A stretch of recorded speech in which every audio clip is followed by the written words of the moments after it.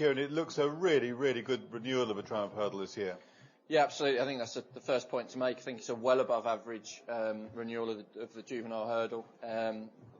As far as we're concerned, there's three that stand out. Unsurprisingly, there are three towards the top of the market in Zanar, Walk-On and Starluck. I think point worth making that, as I say, these are well above average. Quite interesting how they go after the Triumph in terms of the champion hurdle, because in terms of the ratings they're returning, they're well above average.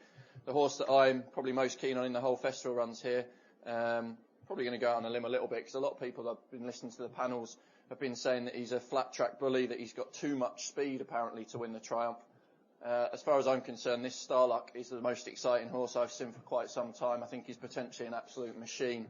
The times that he was recording when winning the juveniles that he's won, the way that he's destroyed good horses, he's got them off the bridle with 4 still to jump.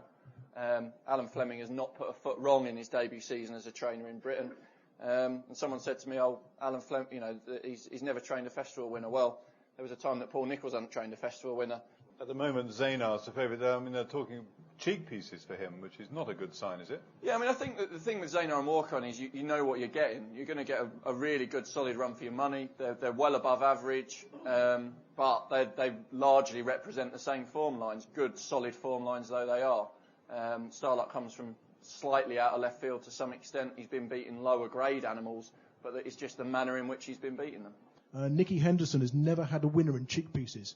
Admittedly, he's only had 14 of them running that headgear, but he's managed just 1/3 place. And in the last 5 festivals, there's been 96 horses who've worn cheek pieces. Only 3 of them won, and they were all trained by John Joe O'Neill. So I'd want to be against it at a short price if it turned up in the headgear.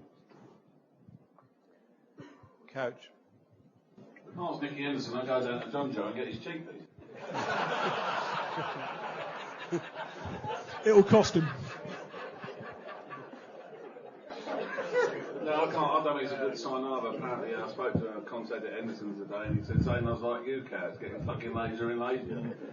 He doesn't do anything, and that's why they put him on. And Walk-On just improves and improves and improves. And again, this race, since the Fred Winters come along, this race has been a great race for punters. Last year, I remember sitting there telling Celestial Halo was a great each way bet against Francia. They finished first and second. I think Walk-On at 5-1 was just an absolutely knock each way. Kieran was alluding to the Starluck's run against nothing but a form, but Belzaccio was in the same race as Starluck's, and Christian Williams said, "I would have been second if I'd have in it, but the winner's a very good horse." I agree with Kieran. I was on a panel earlier and someone said it won't come up to Cheltenham Mill. How do you know that? We haven't seen the horse run there. The times which Starluck's been doing have been very, very good. They've been phenomenal times, in fact. And I was at Kempton when it won. He looked at him in the paddock, and he's a big rangy horse. I'll back Walk-On each way, but I'm going to save on Starluck, and I'm going to do a very, very rare forecast with the pair of them. Alan King's won 2 out of the last 4 Triumph Hurdles with Penzance and Catch It, and he was second with Francia last year. He seems to have more success with juveniles than fucking Michael Jackson, I would have him get. He certainly knows how to handle all the juveniles as old and again, I think, as we've seen recently with the prices of these horses, it really is a great race for punters. It is for me now, apart from maybe the cross-country race with that bloke, Disneyland Eddie Bolger, who wins it all the time. They're great races to bet in, and I can't don't fancy Master of the Arts. Tom Segal, guess up Tom had a go at that today, stuck that up. I can't have that once race. He said it jumped well. I watched the video and I thought he jumped terrible at Doncaster.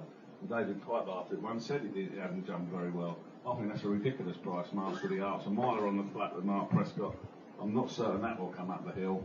I'll be with that in a match bet against anything. And if you do want to back Zanar, he will touch a big price in running, because he will definitely get pushed and shoved along like Rachel Stevens' husband on his fucking wedding night.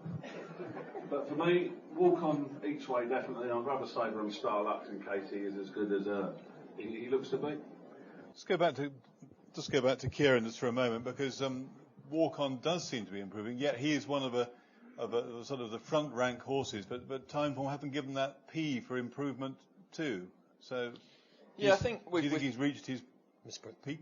Yeah, I think we've taken quite a high view of the form, that how much higher can he go. He'd be an absolutely outstanding juvenile if he could go to an even higher level of what he achieved in. I thought Andrew was quite diplomatic. I thought that Darryl Jacob was thoroughly outridden by a more professional Chalk Thornton on Walk-On last time. everything fell for him. They kicked on the speed horse. So I think he's at such a high level already for a juvenile, well above average, that it would be, to say it'd improve again would well, it'd be exceptional. Again, I was speaking to Alan King after, and the owner of this, Alan Turner of WBX, when he got beat at Newbury. And I said, well, I don't think I've got to try and further horse this year. And then every time it just seems to keep getting better and better. It was gelded during the summer. It just seems to be thriving with his racing physically. And again, you can't knock the horse's attitude. He won at Cheltenham, showed a really good attitude to go on, like he did at Chepstow.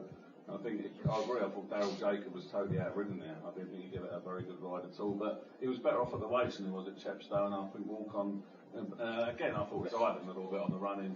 And look at this race, just ask yourself, was there 3 horses will finish in front of Walk-On? And the answer's got to be no. That way the bet's got to be each way Walk-On, 1, 2, 3. And you might give Alan King's other horse, Trenchant, a bit of a chance, because he's suddenly struck form, isn't he? No, I don't give that any You don't? chance, Robert, no. Don't stick it in your face, Bob. Don't give me that look. I was going to bank on Walk-On, actually. Yeah, I would do, yeah. I will do, yeah. But I think Trenchard caught him a little bit by surprise when he won in the Narma, never run his race, and they'd never thought this is in the same class. Because Trenchant had been walloped by Torpetian, isn't it, at Sandown. Sandown. I would think the Narma's run probably a stone below his form. He showed me to beat Aberdeen first. I've never jumped a twig at Kempton. Mark, on the exchanges, Master of Arts, you can lay at about 7 or 4 a place. Would you be a layer? Yeah, definitely. It's only run one race. It was a slowly run race. It was getting something like 20 odd pound off of Copper Burr. It didn't go quick enough on it. Yeah, definitely. Again, why did they take it to a flat track like Donny? Why did it drift from 9 to 4 to 11 to 2? When saw Peacham won, there was many fortunes for it. It was 7 in the morning, open 5, bashed into 11 to 4. You know, again, when one of David Pipes drifts in wins, I even think, they've had a knockout again. But when David come on afterwards in an interview, he was sort of saying it hasn't scored that well, blah, blah, blah. And I didn't think it jumped very well at Donny. Although Tom Segal said it did. So one of us is wrong. Matt, you haven't given your views yet?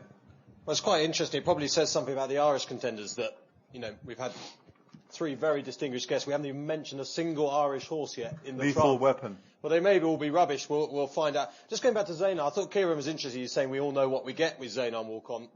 For me, I'm absolutely the opposite with Zaynard. I've no idea what I'm going to get with him, because on his debut at Newbury, he travelled brilliantly, he jumped brilliantly, he quickened up well, and I thought that will win the trump.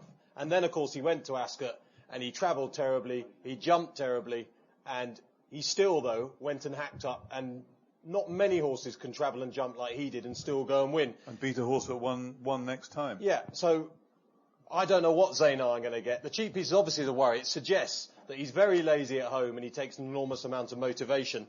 But I think from what I've seen of all these, I'd say Zaynard is probably the most talented horse. Whether Nicky Henderson or his jockey will ever get the talent out of him again, only time will tell. I know Walk-On was giving a bit of weight at Newbury, but if you'd just seen that run, and these two were coming to Cheltenham on the back of the Newbury run, you'd say Zaynard would beat Walk-On every time they met, I think. Master of Arts, again, I'm a bit iffy with him, with the hustle and burly of this race and the stamina. Starluck and Eberdine, it's quite interesting if you watch the maiden at Dundalk that Starluck won. Not many people have picked up on it, but Eberdine was beaten 2 3/4 lengths in that race. Now, I know this is jumpy, etc., but both horses do the same thing. They both jump brilliantly. Eberdine perhaps has been more tested than Starluck because he's come under pressure in his races, and yet when he's come under pressure, he's still pinged every hurdle, and he looks ready-made for Cheltenham rather than steadily run sort of arty-farty Irish racing that you get. If ever a horse looked like a stamina test would suit him, it's Eberdine. So I don't know. Starluck, Kieran's absolutely right, and the boy's absolutely right. We don't know that he will come up the hill, but not many horses travel on flat tracks and jump like he does, and also do that on an up-and-down track. That's the simple thing. So that just worries me. There's no proof that he won't, and he may be even better. But not many horses do both. And we just don't know what Starluck will do when he gets horses upsized and he comes under pressure. Will he, if the Shillelagh comes out, will he find? I don't know. So I just don't know about Starluck in the finish. I think Eberdine will finish in front of Starluck. But I'm going to stick with the favourite Zaynard, because that Newbury race, when I watched that, I just thought, right, there's the triumph winner. And I am very concerned about the cheap pieces because, as I say, it suggests he's become lazy. But if they work, and he's even better than he was at Newbury, then for me there can only be one winner.